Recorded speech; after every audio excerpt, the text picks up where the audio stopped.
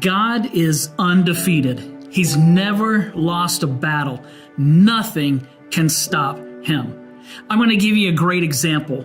In John chapter 11, we read the story of Lazarus who had died and it becomes sick and he died. And so his sisters called for Jesus. And when Jesus showed up, this says in John 11, chapter 11, verse 21, this is what Martha says to Jesus.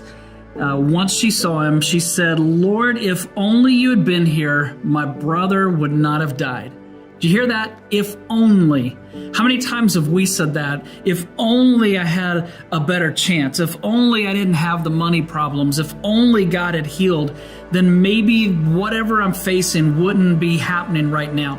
Sometimes we say that. It's defeating. If only.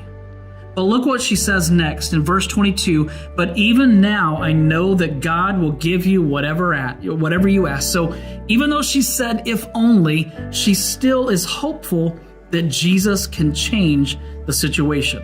Now, if we skip to verse 32, Mary, her sister, meets up with Jesus. And here's what it says. When Mary arrived and saw Jesus, she fell at his feet and said, "Lord, if only you had been here, my brother would not have died." So the same thing, if only. So Mary and Martha have lost their brother. They felt like Jesus let them down, that he should have been there. If only you would have come, my brother would not be dead.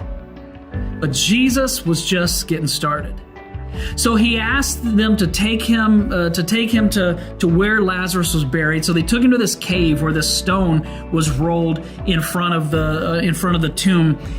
And in verse 38, Jesus tells them, this is verse 39 actually, he says, "Roll the stone aside." And sometimes there are barriers, there are things that are keeping us from really experiencing the power of God, and we need those things to be removed. And then look what happens next. After he has them remove the stone, he actually starts to call out Lazarus by name. He has to call him out by name because he's about to raise him from the dead. And if he doesn't call him by name, every grave in the area is going to be emptied. So he calls him by name, "Lazarus, come out." And Lazarus, the guy who was dead, walked out of that tomb, all bound up with the bandages and the grave clothes. And Jesus told them, "Unbind him and let him go."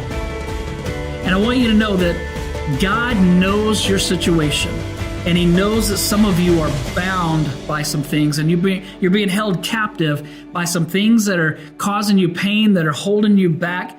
But I want you to know that Jesus is calling you out today. He's calling you out of that place of bondage and wanting to set you free. So whatever's going on in your life, be reminded that God is undefeated, that he can handle whatever it is you face.